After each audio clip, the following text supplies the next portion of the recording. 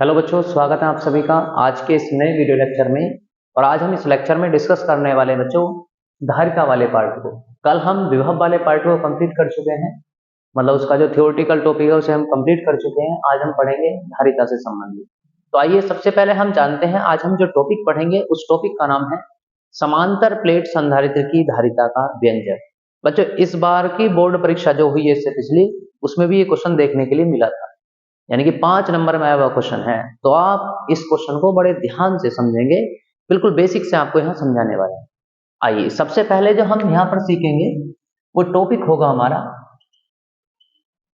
पहला जो टॉपिक होगा इसमें वो होगा संधारित्र की धारिता। संधारित्र की धारिता, क्योंकि बिना धारिता को समझे हम नहीं समझ सकते समांतर प्लेट संधारित्र की धारिता का व्यंजक। अब संधारित्र में की धारिता की अगर हम बात करें तो धारिता में हमें एक बात समझ में आती है, यहीं से टॉपिक बनता है समांतर प्लेट संधारित्र। समांतर प्लेट संधारित्र की धारिता। तो यदि हम इसमें बात करें बच्चों, धारिता का क्या मतलब होता है? किसी भी चीज को ग्रहण करने की जो क्षमता है उस क्षमता को हम कहते हैं धारिता। जैसे मान लीजिए कोई एक गिलास है, तो एक गिलास में 1 लीटर पानी आ सकता है मान लीजिए, तो उसकी जो क्षमता है वो 1 लीटर होगी। तो ध्यान दीजिए, वो पानी की क्षमता हो गई, यानी कि पानी की क्या होगी? धारिता हो गई, क्योंकि 1 लीटर आ सकता है, इससे ज्यादा नहीं आएगा। तो ऐसे ही अब क्या है, हम इस चैप्टर को पढ़ रहे हैं, तो आवेश को ग्रहण करने की क्षमता उसकी धारिता कहलाती है। ध्यान दीजिए, आवेश को ग्रहण करने की जो क्षमता है उसे हम क्या कहते हैं? धारिता कहते हैं। तो बात बिल्कुल क्लियर है कि आवेश को ग्रहण करने की क्षमता उसकी धारिता कहलाती है। अब जनरली इसका जो फॉर्मूला होता है वो होता है C बराबर Q अपॉन V। कितना होता है? C बराबर Q अपॉन V। तो ये समझ लीजिए आप है क्या ये। अब समांतर प्लेट संधारित्र की हम बात कर रहे हैं, तो यही से समझते हैं इसकी धारिता को। देखिएगा, समांतर प्लेट संधारित्र जैसा कि इसके नाम में पता चल रहा है, इसमें क्या होंगी? प्लेटें समांतर होंगी। ये देखिएगा, एक दूसरे के समांतर 2 प्लेट। इस वाली प्लेट पर कैसा आवेश है? प्लस, और इस पर कैसा आवेश है? माइनस। अब ये ऐसा तो है नहीं कि अपने आप आएगा, ये प्रेरण के कारण अपने आप उत्पन्न होता है इस पर आवेश। तो ये है हमारे पास समांतर प्लेट संधारित्र। बेटा, पहली प्लेट को हम ऐसे बैटरी से जोड़ देते हैं इस प्रकार से, ये प्लस होता है और ये माइनस होता है। क्लियर है इतनी बात? तो हम जानते हैं कैसा आवेश दे रहे हैं, इसे बताओ, प्लस क्यों आवेश दे रहे हैं, और इस पर प्रेरण के कारण कैसा आवेश उत्पन्न हो जाता है? माइनस। प्रेरण एक घटना होती है, अगर प्लस है तो ऑटोमेटिक माइनस वाला आवेश उत्पन्न होगा। समझ लीजिए इस बात को भी। मान लीजिए इस गोले पर प्लस क्यू आवेश है। कैसा आवेश है? Plus Q. अगर इसके पास हम कोई भी गोला रख दें दूसरा, अगर वो चालक है, तो इस पर ऑटोमेटिक ये गोला इसकी तरफ आकर्षित हो जाएगा, अपने आप चिपक जाएगा इस पर। मतलब बिजली, हम कहेंगे बिजली का करंट लग चुका है, ऐसा कुछ नहीं है। देखिए ध्यान दीजिए, होता क्या है यहाँ पर कि जब हम इसके पास रखते हैं, बिल्कुल समीप रखते हैं, तो इस पर इसके विपरीत वाला आवेश उत्पन्न हो जाता है। हो गया। और विपरीत आवेश उत्पन्न होने की घटना को ही हम प्रेरण कहते हैं। क्या कहते हैं? प्रेरण। जिसकी वजह से इनमें क्या हो जाता है? आकर्षण हो जाता है, चिपक जाते हैं आपस में। बिल्कुल सेम ऐसे यहाँ पर प्रोसेस होता है। मतलब अगर ना भी चिपके हम यहाँ पर देखें, तो ये दोनों में क्या है? देखो, प्लस और माइनस एट्रैक्शन को रिप्रेजेंट कर रहा है। अभी आप दूर हैं तो प्रेरण के कारण दूसरा आवेश उत्पन्न हो जाता है, प्लेटें दूर होती हैं अपने आप में। अब यदि हम इसमें बात करें इसकी परिभाषा को, तो परिभाषा यह है कि संधारित्र की किसी एक प्लेट को दिए गए आवेश Q तथा दोनों प्लेटों के बीच उत्पन्न विभवांतर V के अनुपात को उस संधारित्र की धारिता कहते हैं। दोबारा समझिए, संधारित्र की किसी एक प्लेट को दिए गए आवेश Q, भाई एक को तो दे रहे हैं हम आवेश, ये तो अपने आप उत्पन्न हो रहा है। संधारित्र की किसी एक प्लेट को दिए गए आवेश Q तथा दोनों प्लेटों के बीच, देख लो, दोनों के बीच उत्पन्न विभवांतर V के अनुपात को उस संधारित्र की धारिता कहते हैं, या समांतर प्लेट संधारित्र की धारिता कहते हैं। क्या ये बात हम समझ पा रहे हैं? अगर समझ पा रहे हैं तो हम इसकी परिभाषा भी लिख सकते हैं, यानी कि लिख सकते हैं परिभाषा इसकी। कैसे?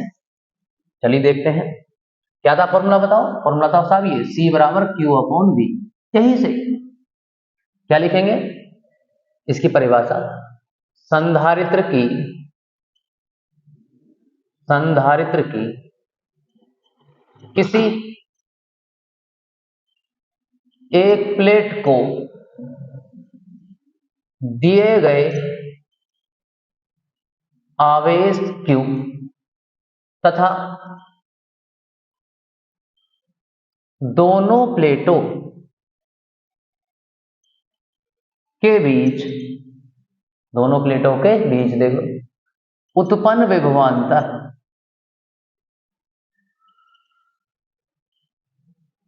विभवांतर V के अनुपात को उस संधारित्र की धारिता कहते हैं। और इसे किससे प्रदर्शित करते हैं? C से। इसे C से प्रदर्शित करते हैं। ठीक है जी, लिख दो C बराबर Q अपॉन V। क्या हो गया? C बराबर Q अपॉन V। देखो बहुत आसान परिभाषा है, एक नंबर में कई बार पूछी जाती है कि संधारित्र की धारिता से आप क्या समझते हैं, तो यही लिख दो सब। क्या समांतर प्लेट संधारित्र की पूछे, संधारित्र की धारिता यही काम करेगी। क्या कि संधारित्र की एक प्लेट को दिए गए आवेश Q तथा दोनों प्लेटों के बीच उत्पन्न विभवांतर, जो भी विभवांतर उत्पन्न हुआ V के अनुपात को, देखो दोनों के अनुपात को, उस संधारित्र की धारिता कहते हैं। और इसे किससे प्रदर्शित करते हैं? C से। अब बात आती है इसका मात्रक क्या होता है? इसका मात्रक होता है फैरड। क्या होता है? फैरड। ठीक है जी, धारिता का मात्रक होता है फैरड। वैसे अगर मात्रक तुम यहां बनाओगे तो देखो आवेश का मात्रक हो गया कूलाम, प्रति है, प्रति लगा लिया वोल्ट। तो ये क्यों नहीं लिख रहे हम कूलाम प्रति वोल्ट? बेटा एक कूलाम प्रति वोल्ट एक फैरड के बराबर होता है, इसीलिए इसका जो ऐसा ही मात्रक है वो क्या माना जाता है? फैरड। हम फैरड लिख देते हैं इसे। क्या ये बात हम समझ पा रहे हैं? आप इसका स्क्रीनशॉट ले लीजिए, फिर हम दूसरा टॉपिक पढ़ते हैं, इसी का संबंधित टॉपिक जो इंपॉर्टेंट है बोर्ड के लिए।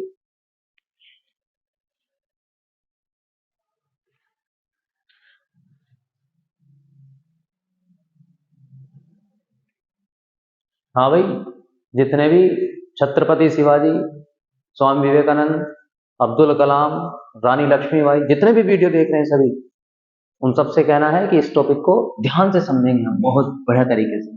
टॉपिक नंबर पहला तो आपने समझ लिया है, अब टॉपिक नंबर हम 2 की इसमें बात कर रहे हैं। टॉपिक क्या था? अभी हमने समझा है समांतर प्लेट संधारित्र को और उसकी धारिता को। अब हम इसका व्यंजक निकालेंगे। टॉपिक का नाम है समांतर प्लेट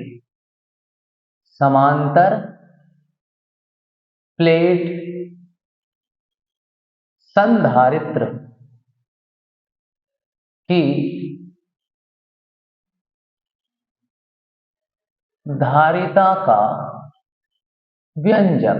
यह बहुत इंपॉर्टेंट है, वेरी वेरी इंपॉर्टेंट। एसडीएम पता ही है, सुपर डुपर मोस्ट। समझ में आ गया होगा सभी को, तो समझते हैं इसे बहुत अच्छे तरीके से। समांतर प्लेट संधारित्र की धारिता का व्यंजक अभी हम पढ़ चुके हैं जस्ट। समांतर प्लेट संधारित्र कैसे बनता है भाई? पहले मैं एक लाइन खींच देता हूं इसके नीचे, तो जी खींच दी। तो समांतर प्लेट संधारित्र जो बनता है वो ऐसे बनता है।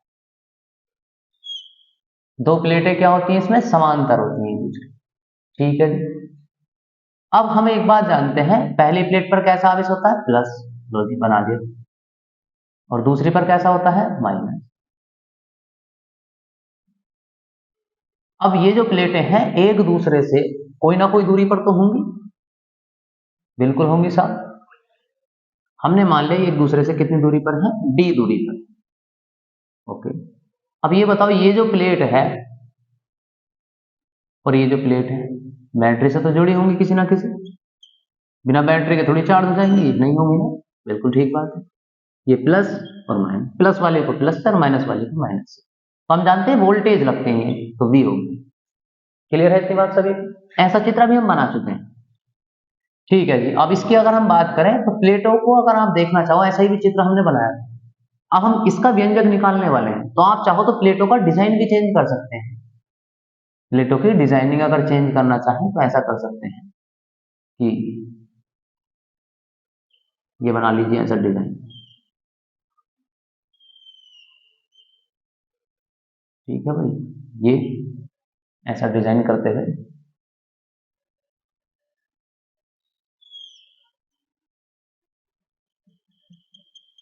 बिल्कुल प्लेट बना दी, ठीक है। अब एक बात आप खुद देखो, यहाँ पर हम ऐसा मान रहे हैं कि प्रत्येक प्लेट जो है जिसकी मोटाई जो है थिकनेस वो बिल्कुल समान है। इस पर मान लो कैसा आवेश है प्लस क्यू, और इस पर कैसा आवेश है माइनस क्यू, और प्रत्येक प्लेट का क्षेत्रफल कितना बेटा ए।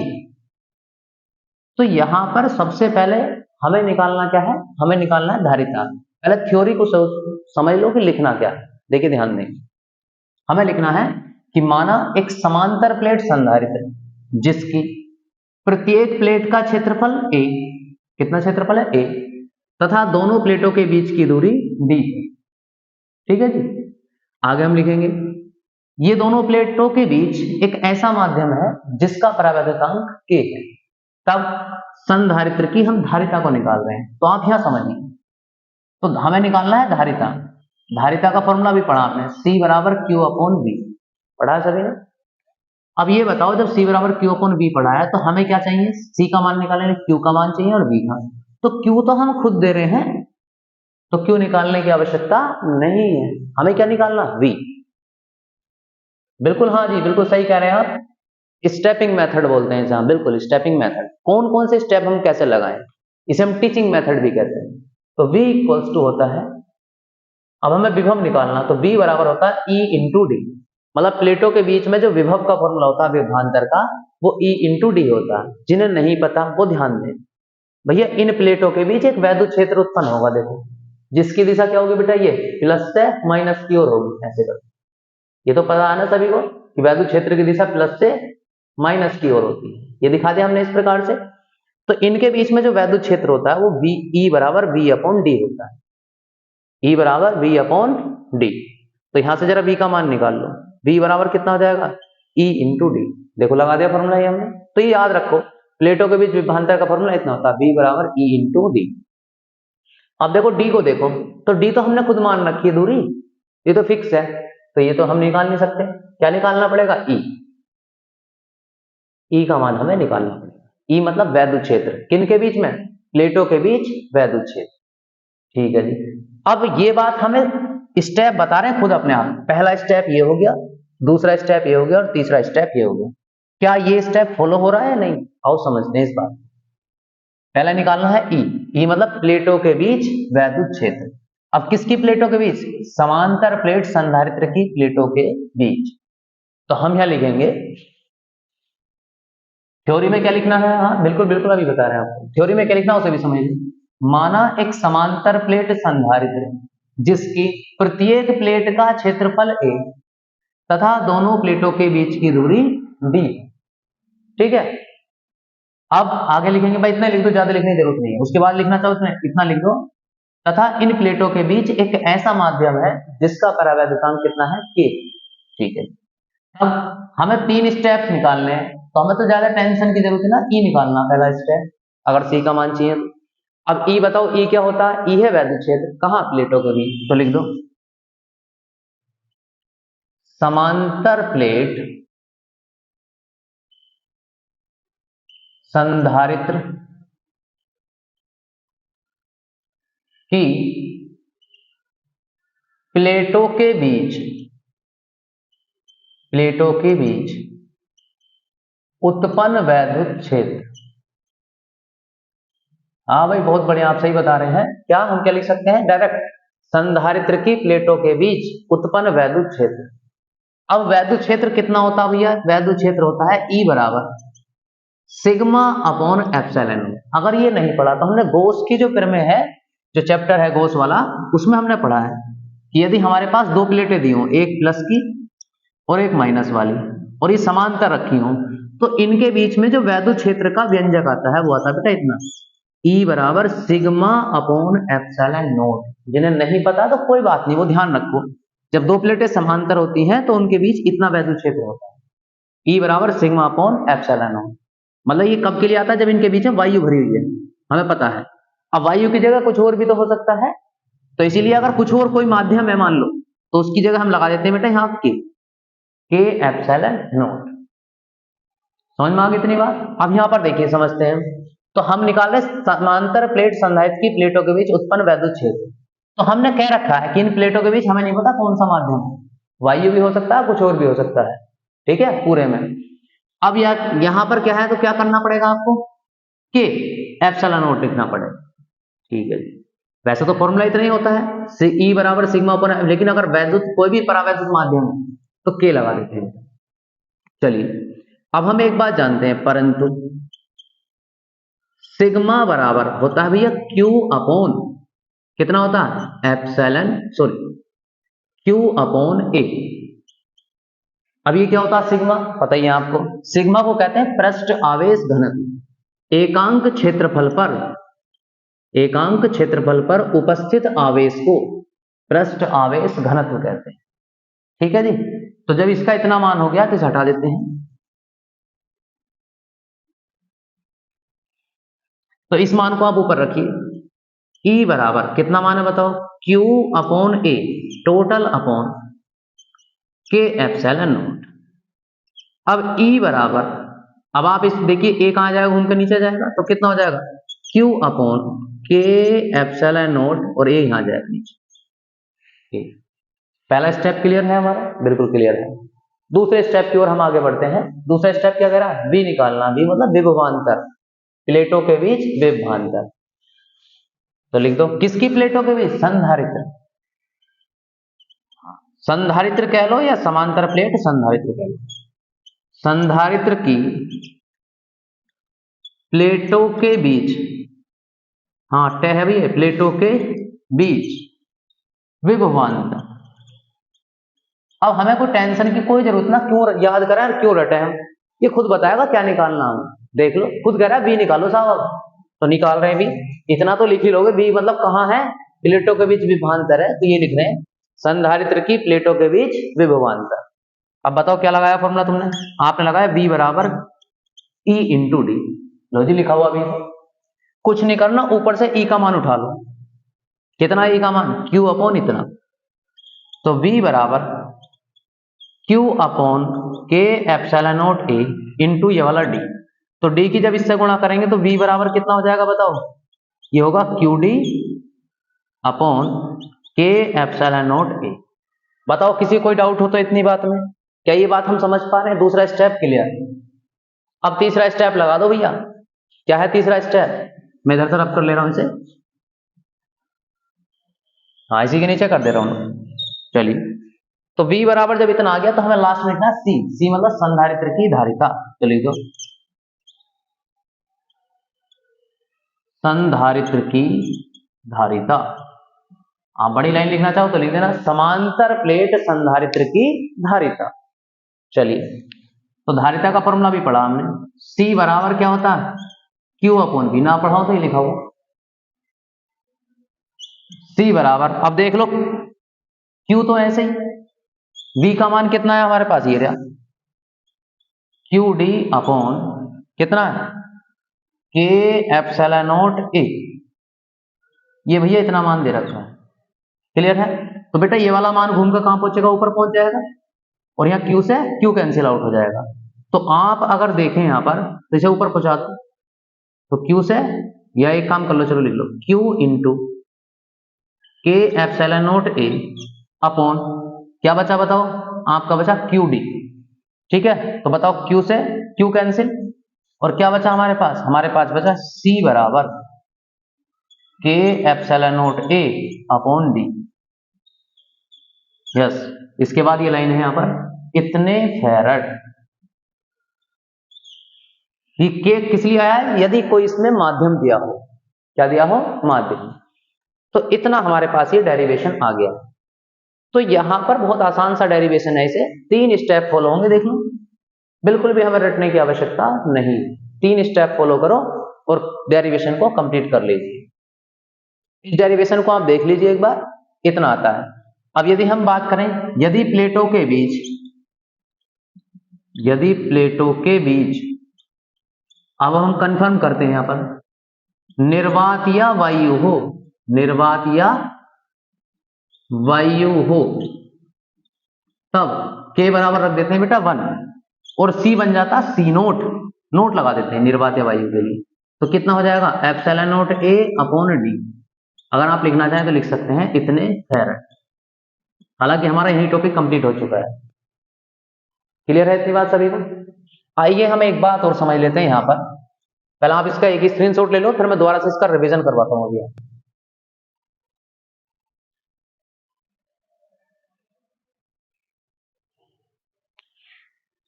तो आपने स्क्रीनशॉट ले लिया होगा, भली बात है। आइए हम समझते हैं, फिर दोबारा से समझते हैं। देखिए, जो भी क्वेश्चन हम सोल्व कर रहे हैं फिजिक्स में, उसके लिए स्टेपिंग मेथड आप यूज कीजिए, बहुत आसान होगा फिजिक्स को पढ़ना। कैसे? देखिए, जैसे हमसे पूछ रहा समांतर प्लेट संधारित्र की धारिता का व्यंजक, तो तुरंत धारिता का व्यंजक पूछ रहा है, तो धारिता पर जाओ। धारिता का फॉर्मूला C बराबर Q अपॉन V। चले गए हम तुरंत इस पर। लो मैं यहाँ दोबारा से बता रहा हूँ, हमने लिखा C बराबर Q अपॉन V। तो हमें ये खुद बताएगा हमें क्या निकालना। भैया हमसे कह रहा है Q निकाल लो और V निकाल लो, तो Q तो हम खुद दे रहे हैं बैटरी के द्वारा, तो Q निकालने की जरूरत नहीं है, तो V निकालना पड़ेगा। और V मतलब विभवांतर। प्लेटों के बीच विभवांतर का फॉर्मूला इतना होता है V बराबर E इंटू डी। अब यहाँ देखो D और E निकालना पड़ेगा हमें, तो D तो खुद दे रखा है फिक्स है, ये भी हमने मान रखा है। तो हमें क्या निकालना पड़ेगा? हमें निकालना पड़ेगा E। तो भैया पहला स्टेप, दूसरा स्टेप, तीसरा। अब तुम्हें खुद बता रहा है ये अपने आप, कह रहा सर जी पहला हमें E निकालना पड़ेगा। निकाल लो। तो E मतलब क्या है? वैद्युत क्षेत्र। किसके बीच में? प्लेटों के बीच। तो हमने क्या लिखा देखो, समांतर प्लेट संधारित्र की प्लेटों के बीच उत्पन्न वैद्युत क्षेत्र। हाँ, अगर इससे कंफ्यूजन है तो डायरेक्ट लिख सकते हैं, देखो ऐसे हटा दो। चलो समांतर प्लेट हटाओ, संधारित्र की प्लेटों के बीच उत्पन्न वैद्युत क्षेत्र। लो जी, E बराबर इतना। अब ये मैं एक बेसिक फंडा और बता देता हूं मैं आपको, ये तो समझ में आ गया। 3 स्टेप थे। यहां पर देखिए आप, यदि हमारे पास 2 प्लेटें दी हों, एक प्लस की और एक कैसी बेटा? माइनस की, तो इन प्लेटों के बीच में जो वैद्युत क्षेत्र होता है, डेरिवेशन इतना होता है सिग्मा अपॉन एप्सिलॉन। ये तब के लिए है जब प्लेटों के बीच में क्या है? वायु है। ठीक है जी। अब मान लो इनके बीच में हम कोई माध्यम भर दें बेटा, कोई भी माध्यम, वायु को छोड़कर कुछ और भर दिया जाए। वायु भी वैसे एक माध्यम है, कुछ और भर दिया जाए, तो यही फॉर्मूला E बराबर सिग्मा अपॉन के एप्सिलॉन नोट हो जाता है। कि कैसे होता है के एप्सिलॉन नोट, ये समझाता हूं मैं आपको। देखिए, वायु के लिए तो समझ में आ गया है, इसे हटा देते हैं। जब हम निर्वात के लिए, वायु के लिए एप्सिलॉन नोट लगा रहे हैं, तो माध्यम के लिए लगाते हैं एप्सिलॉन। माध्यम की जो वैद्युशीलता होती है उसे हम कहते हैं एप्सिलॉन। कोई डाउट? इतना लगाया हमने। लेकिन हम एक बात जानते हैं बच्चों, क्या जानते हैं? देखिए, फॉर्मूला पढ़ा होगा आपने, के बराबर होता है एप्सिलॉन अपॉन एप्सिलॉन नोट। पढ़ा सभी ने? तो आप यहां पर देखिए, इस एप्सिलॉन नोट की इधर गुणा करिए, तो कितना हो जाएगा? के एप्सिलॉन नोट बराबर एप्सिलॉन। मतलब एप्सिलॉन को हम क्या लिख सकते हैं? के एप्सिलॉन नोट। अब देखिए यहां रखिए, सिग्मा अपॉन, रखो एप्सिलॉन का मान, के एप्सिलॉन नोट। भैया कंफ्यूजन का काम ही खत्म है। क्यों हम रटे इसे कि के लगाना? रटने का काम ही खत्म। निर्वात वायु के लिए ये लगाने हैं, हमें 0 लगाते हैं इस तरीके से, और माध्यम के लिए सिंपल लिख देते हैं। तो देख लो इसका मान इतना होता है एप्सिलॉन का, के एप्सिलॉन रख दिया हमने। तो अब समझ में आ गया होगा आपको कि संधारित्र की प्लेटों के बीच उत्पन्न वैद्युत क्षेत्र E बराबर सिग्मा अपॉन के एप्सिलॉन। भैया सिग्मा का मान इतना होता है, Q अपॉन ए होता है। तो जैसे Q अपॉन ए को यहाँ रखो, Q बटे ए घूम कर यहाँ जाएगा, तो Q अपॉन के एप्सिलॉन नोट ए। कोई डाउट इसमें? अब आगे हम बढ़ रहे हैं संधारित्र की प्लेट। दूसरा स्टेप देखो, पहला स्टेप क्लियर, टिक लगा दिया। दूसरे पर जाओ, विभवांतर निकालना। कहाँ? प्लेटों के बीच।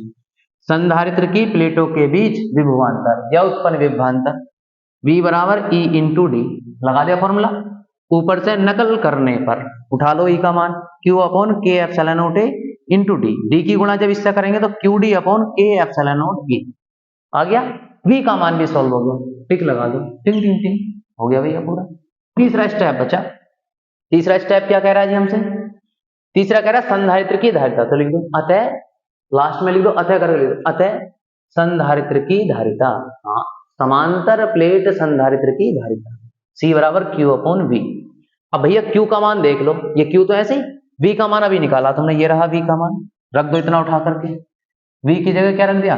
QD अपॉन के एप्सिलॉन नोट ए। तो ये आप जानते ही मेन लाइन है आपकी, ये रही। तो ये कहाँ पहुंचेगा, घूमकर ऊपर पहुंचेगा, क्यू ऐसे ही, और ये वाला के एप्सिलॉन नॉट ए ऊपर पहुंचा दिया, नीचे से बचा क्यू डी।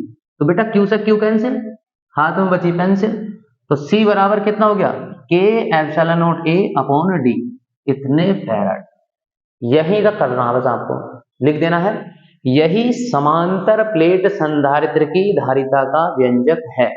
अब बेटा मैंने लिख दिया कि तो चलो माध्यम कोई भी हो सकता था, लेकिन अगर ये वायु कन्फर्म है तो वायु के लिए के का मान होता है 1, तो कितना हो जाएगा, और सी किसमें बदल जाएगा, सी नोट में। अभी बताया देखो, जैसा निर्वात वायु तो नोट लगाना, तो नोट लगा दिया हमने सी का भी, एप्सिलॉन नोट ए अपॉन डी।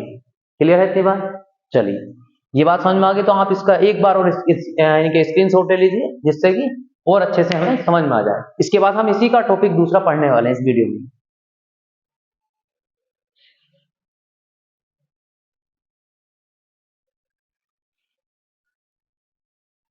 तो बच्चों अब हम अगले तीसरे टॉपिक की ओर बढ़ रहे हैं। टॉपिक नंबर 3 हम पढ़ेंगे समांतर प्लेट संधारित्र की धारिता।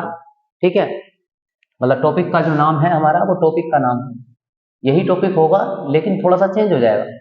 और ये इस बार बोर्ड में देखने के लिए मिला था, समांतर प्लेट संधारित्र की धारिता जब उसकी मतलब संधारित्र की प्लेटों के बीच, जब उसकी प्लेटों के बीच टी मोटाई की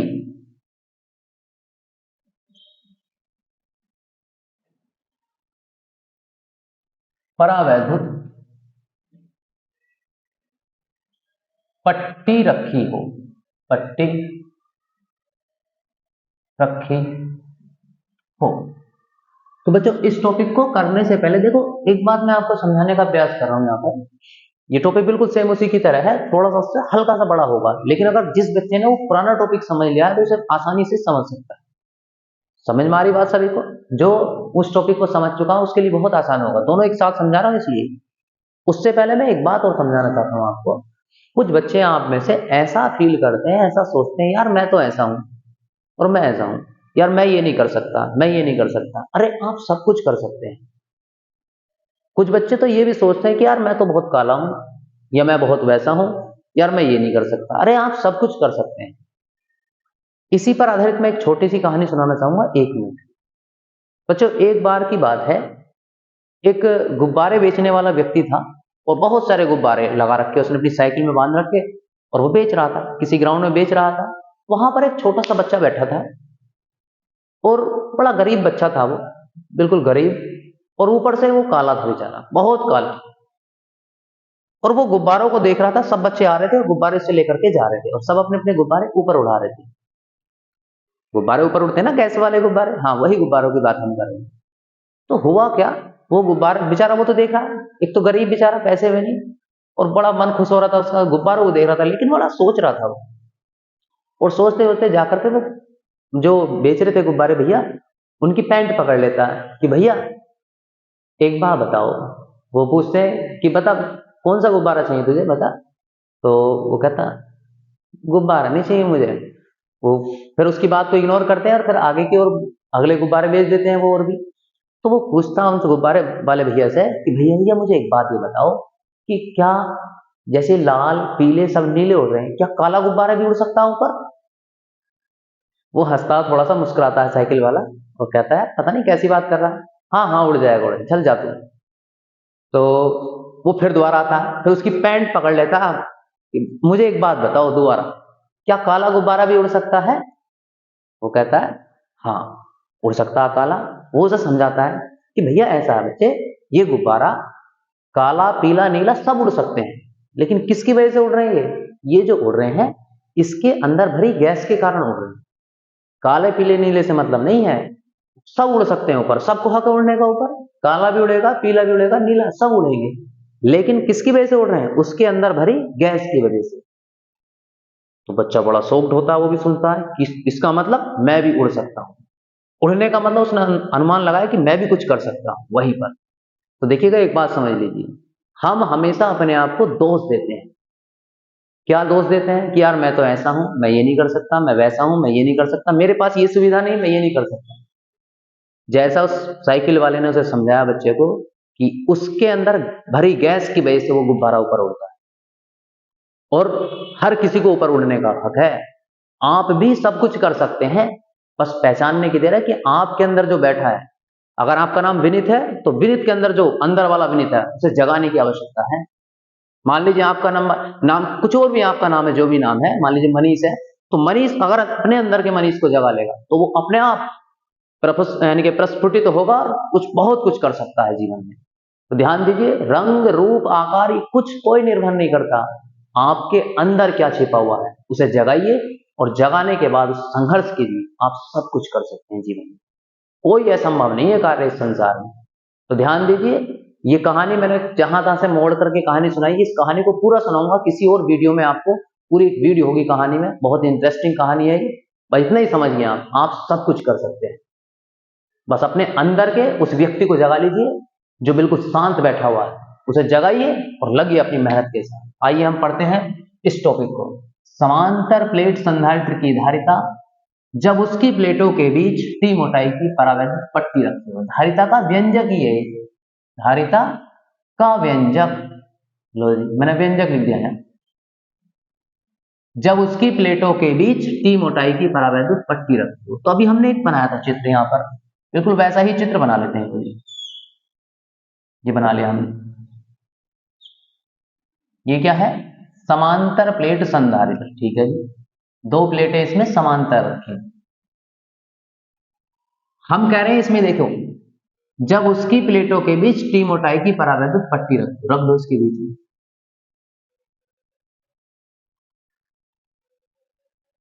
टी मोटाई की, कितनी मोटाई की बेटा? टी, लो जी, परावैद्युत पट्टी रखी, ठीक है जी, रख दी हमने। और इसका परावैद्युतांक कितना है? के। अब ये तो तुम्हें पता है ऑलरेडी, दोनों प्लेटों के बीच की दूरी कितनी मानी जाती है? डी, ठीक है जी। प्लेट को जोड़ दो, इसे बैटरी से जोड़ रखा है जी, बिल्कुल प्लस और माइनस, प्लस वाली को ये प्लस लिख देंगे, माइनस के लिए माइनस। कितना विभवांतर है? बी होगा इसके। बिल्कुल सेम वही टॉपिक है। ये समझ लीजिए, दोनों टॉपिक अगर तैयार हो गए हैं तो 5 नंबर पक्के हो गए आपके, ये समझ लीजिए। आप प्लेट अगर डिजाइन चेंज करना चाहो डिजाइन कर सकते हैं, नहीं तो आपको पता ही है प्लेट सेम वही बात है। तो यहां पर हमें लिखना क्या है थ्योरी में, उसे और समझ लीजिए थोड़ा सा। थ्योरी में क्या लिखना है? थ्योरी में लिखना है कि माना एक समांतर प्लेट संधारित्र, बिल्कुल वही थ्योरी, जिसकी प्रत्येक प्लेट का क्षेत्रफल, मतलब इसका भी और इसका भी, ए है, ए मतलब बड़ा ए, तथा दोनों प्लेटों के बीच की दूरी डी, स्मॉल डी। दोबारा समझ लो, माना एक समांतर प्लेट संधारित्र जिसकी प्रत्येक प्लेट का क्षेत्रफल, मतलब इसका भी क्षेत्रफल, लो ऐसा डिजाइन बना लीजिए, इसका भी क्षेत्रफल कितना बेटा? ए, और इसका भी क्षेत्रफल कितना है? ए, ठीक है। तथा दोनों प्लेटों के बीच की दूरी डी है, ठीक। आगे हमें लिखना यह है, माना इन प्लेटों के बीच, माना इन प्लेटों के बीच टी मोटाई की, ठीक है जी, एक परावैद्युत पट्टी रखी है, टी मोटाई की एक परावैद्युत पट्टी रखी है, जिसका परावैद्युतांक के है। लो लिख दे रहा हूं मैं, जिसका परावैद्युतांक कितना है? के है। तब बिल्कुल सेम वही प्रोसेस, आपका भी क्या निकालना? धारिता का व्यंजक निकालना है। लो जी, अब व्यंजक के लिए हम जानते हैं सी बराबर क्या होता है? क्यू अपॉन वी, अभी पढ़ा था हमने। और क्या निकालना पहले? बी, बी बराबर ई इंटू डी, और हमें यहां पर क्या निकालना पड़ेगा? ई। 1 2 3, वही 3 स्टेप इसमें भी अप्लाई होंगे। तो पहला स्टेप क्या है? वैद्युत क्षेत्र, ठीक है जी, प्लेटों के बीच वैद्युत क्षेत्र। थ्योरी के बाद हम लिखेंगे तब संधारित्र की प्लेटों के बीच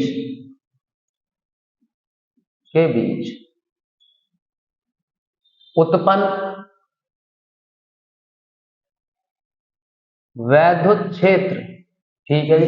अब लेकिन एक बात समस्या आती है यहां पर, यहां जो वैद्युत क्षेत्र उत्पन्न हो रहा है वो दो जगह हो रहा है, एक तो पट्टी के बीच में, और एक यहां भी वैद्युत क्षेत्र उत्पन्न हो रहा है। समझ लेते हैं इसे कैसे, देखें यहां पर समझिए,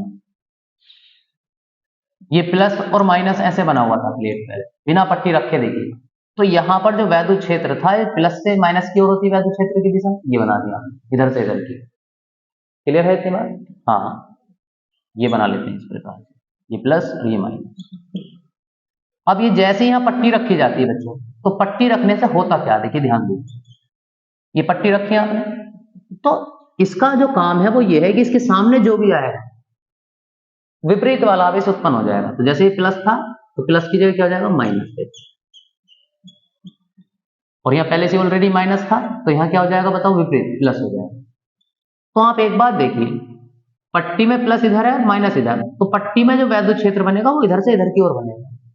तो अब की बार एक वैद्युत क्षेत्र नहीं होगा, अब की बार होंगे दो वैद्युत क्षेत्र, एक तो वायु में, यहाँ कहां पर, वायु में, और दूसरा पट्टी में। तो वायु वाले के लिए तो मान लो ई नोट, क्योंकि वायु के लिए नोट लगा लेते हैं, और पट्टी में मान लो ई।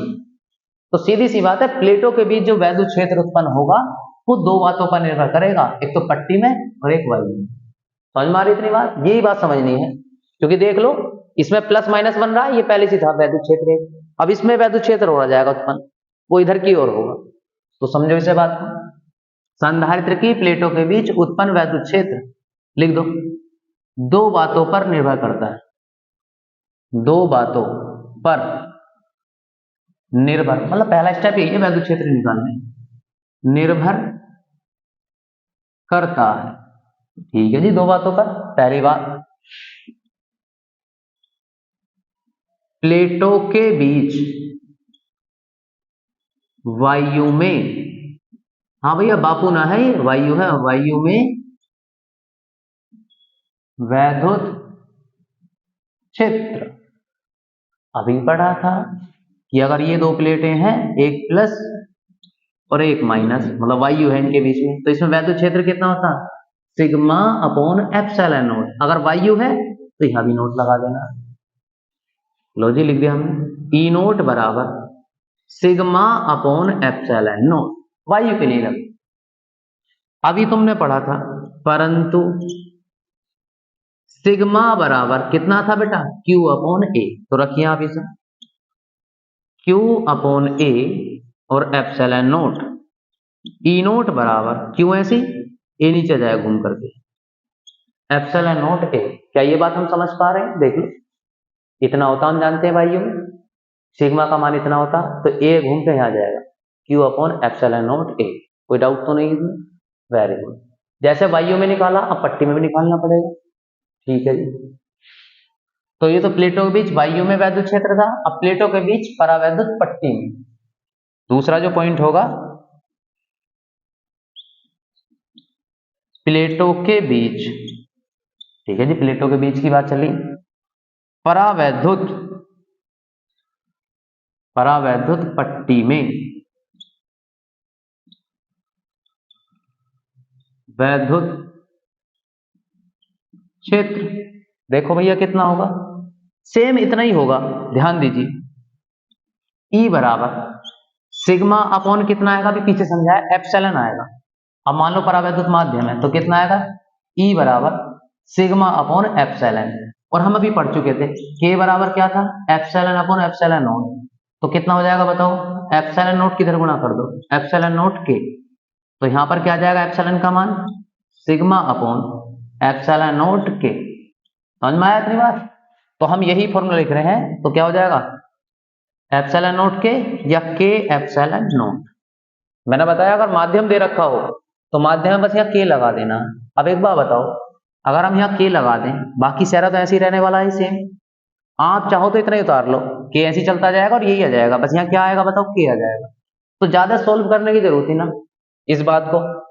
तो प्लेटों के बीच डायरेक्ट लिख सकते हैं, आप चाहो तो इतना ऐसे उतारो, ऐसी देखो सिग्मा, फिर सिग्मा का मान रखोगे, इतना मान रख करके इतना ही सोल्व होगा, या चाहो तो चाहे डायरेक्ट रख दो। हमें पता है पट्टी में बस के और जुड़ जाएगा, तो यही आ जाएगा इतना, क्यू अपॉन, सही है, कितना बेटा, के एप्सिलॉन नोट ए, इतना ही आ जाएगा। ना आया समझ में तो देखो यहां समझ लो, जिन्हें पूरा करना हो पूरा भी कर सकते हैं। बस हो जा भाई, बड़ी ठंड मान रहा तो देखो कैसे, मैं यहां सोल्व करके दिखा दे रहा हूं आपको। हम कितना लिख रहे थे बेटा, ई बराबर सिग्मा अपॉन के एप्सिलॉन नोट, माध्यम होने की वजह से के लगा देते हैं, अब सिग्मा का मान कितना है? सिग्मा का मान होता है क्यू अपॉन ए, रखो ई बराबर क्यू अपॉन ए अपॉन के एप्सिलॉन नॉट, ए घूम के नीचे आएगा तो ई बराबर बताओ कितना हो जाएगा? क्यू अपॉन के एप्सिलॉन नॉट ए। बताओ इतना आया नहीं आया आपका ये मान? देख लो, तो डायरेक्ट लिख दो इतनी बात को, क्यों टेंशन ली जाती, क्यों कॉपी भरी? क्यू अपॉन के एप्सिलॉन नॉट ए। यदि आप करना चाहें तो ऐसे कर सकते हैं। दोनों वैद्य क्षेत्र आ गए? बिल्कुल आ गए जी हमारे पास। हम आगे बढ़ते हैं अब इसे इधर से रफ करते हुए। वाह भाई भाई, तो बहुत ठंड मान रहा है। चलिए, तो ये देखो पहला स्टेप तो हमारे पास क्लियर हो चुका है, ई निकाल चुके हैं, निकल गया जी ई हमारे पास। हाँ, दो है वैद्य क्षेत्र, चाहे ई वन ई टू मान सकते हैं या मैंने ई नोट और ई मान लिया है। कोई डाउट तो नहीं इतनी बात में? ठीक है, अब आगे बढ़ते हैं हम इसके बाद।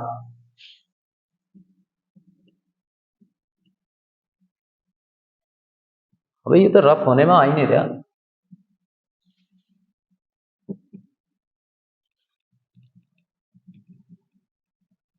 चलो कोई बात नहीं भाई, रफ नहीं हो गया। लो, अब आप खुद बताओ, जब वैद्य क्षेत्र आ गया तो अब क्या निकालना है? विभवांतर। तीन स्टेप से ये लिख दे रहा हूं मैं। लो, सी बराबर क्या था? Q upon B. बी बराबर कितना था? E into D.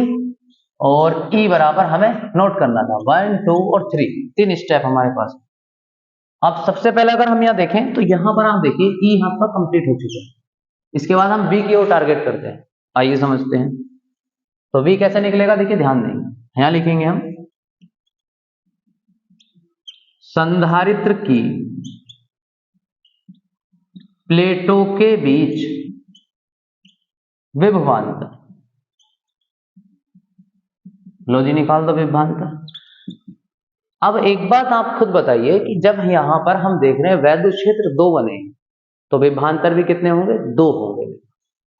एक तो वायु में और दूसरा पट्टी में, पट्टी के सिरों के बीच। तो विभवांतर जब दो होंगे तो बी बराबर B one plus B two, ये हमने लगा दिया। अब आपको सीधी सी बात है, बी वन का मान निकालना पड़ेगा और बी टू का मान निकालना पड़ेगा, कि कुल विभवांतर ऐसे निकलेगा। सही बात है ना? ठीक है, तो बी वन कैसे निकालेंगे देखिएगा। बी बराबर कितना फॉर्मूला है? E into D. हमें निकालना है बी वन। लो जी निकालो, बी वन बराबर, अब बी वन कहाँ है? बी वन है वायु में। ठीक है जी, तो वायु के लिए वैद्य क्षेत्र कितना है बेटा? ई नोट, लिख दिया हमने। और डी, डी मतलब दूरी, तो वायु में दूरी निकालनी है तो क्या करना पड़ेगा बेटा? डी में से क्या घटाना पड़ेगा? इसे घटाना पड़ेगा, माइनस टी। तो हमारे पास बचेगा डी माइनस टी, मतलब टी को हटा दो तो वायु वायु बची सब। तो दूरी हो जाएगी डी की जगह कितना हो जाएगा? D minus T. नहीं आया समझ में? दोबारा समझिए, हमें वायु में निकालना वैद्युत क्षेत्र, सॉरी विभवांतर। तो बी बराबर कितना होता है? ई इंटू डी होता है। ई की जगह वायु के लिए क्या लगाते हैं? देखो ई नोट, ये निकाला हमने जैसा कि। अब दूरी कितनी है वायु में? तो बेटा ये पूरी दूरी तो ये थी, लेकिन ये इतनी मोटाई की पट्टी रख दी, इसकी मोटाई को भी तो कम करना पड़ेगा। तो डी में से क्या कम करना पड़ेगा? टी। तो कितनी बचेगी? D minus T. ऐसे ही जब बी से बी टू का मान निकालो। अब कहा? पट्टी में। तो बेटा पट्टी में कितना वैद्युत क्षेत्र है? पट्टी में वैद्युत क्षेत्र है ई, देख लो ये लिखा हमने, गुणा। अब पट्टी की जो दूरी है वो कितनी चौड़ाई, यहां से यहां तक देख लो कितनी टी दे रखी है, तो ई इंटू टी। तो ध्यान दीजिए, ये है V1 का मान और ये है V2 का मान, डायरेक्ट रख दो। V1 का मान रखिए कितना है? V1 का मान कितना है? E nought into D minus T plus V2 का मान कितना है? E into T. कुछ नहीं करेंगे, यहां पर नकल कर लेंगे। अब देखो यहां पर ई नोट का मान ये रहा और ई का मान क्या रहा बेटा? ये रहा। दोनों मान उठा के यहां रख दीजिए, रखिए Q upon epsilon not a into D minus T plus, आगे बढ़ते हैं। अब ई का मान रखिए, ये रहा Q अपॉन के epsilon not a into T. ये सब बी चल रहा है, ठीक है जी, बी चल रहा है। दोनों मान उठाकर रख दी, देखिए V1 का मान भी रख दिया और V2 का मान भी हमने रख दिया। यही फॉर्मूला लगाया बेटा, दो होने की वजह से थोड़ा सा इसमें लॉजिक आता है इसमें। तो अब आगे बढ़ते हैं हम इसमें।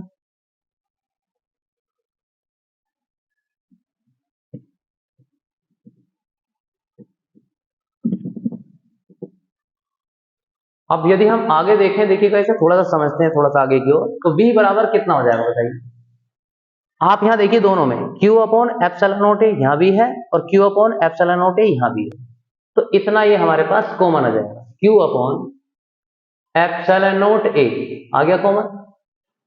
क्या बचा यहां से बचा ऊपर से d माइनस टी, इतना ही बचा, बस कुछ बचा ही ना इसमें, कितना d माइनस टी, फिर क्या रहा प्लस, लो जी प्लस लिख लिया।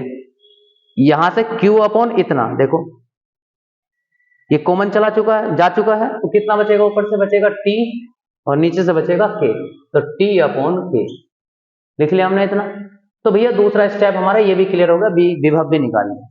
तीसरा स्टेप क्या था, धारिता, लिख दो फटाफट, पूरा हो गया कंप्लीट। आते हैं संधारित्र की धारिता C बराबर Q upon V, last step बिल्कुल, तो लगा दो फटाफट, C बराबर Q है C अपॉन V का मान देख लो ये आया, रख दो Q upon epsilon not A bracket D minus T plus T upon K। अब आप खुद बताओ, यहां पर आप देखिए, ये Q से तो Q कैंसिल आउट हो जाएगा, ये घूम कर कहां पहुंच जाएगा ऊपर, Q से Q कैंसिल, ये घूम कर पहुंचेगा ऊपर, epsilon not A upon D minus T plus T upon K। ये वाला क्वेश्चन आपको इस बार 2023 में बोर्ड एग्जाम में आया हुआ है, इतने फैराड। तैयार नहीं है तो तैयार कर लीजिए इसे और इससे पिछले वाले टॉपिक को, दोनों टॉपिकों को बहुत आसान तरीके से तैयार कीजिए, जिससे कि आप बोर्ड एग्जाम में अच्छे तरीके से कर पाए। तो प्यारे बच्चों, आज के लिए इतना ही। लगातार इन वीडियो को उन बच्चों तक भी शेयर करते रहिए जो बच्चे कुछ पढ़ाई में दिक्कतें हैं और कोई परेशानी है, लगातार सबको शेयर करते रहिए, सबका भला कीजिए, सबके साथ साथ अपना ही भला कीजिए। तो बच्चों लाइक कीजिए, वीडियो को शेयर कीजिए और सब्सक्राइब कीजिए। आज के लिए इतना ही बहुत है। जय हिंद, जय भारत।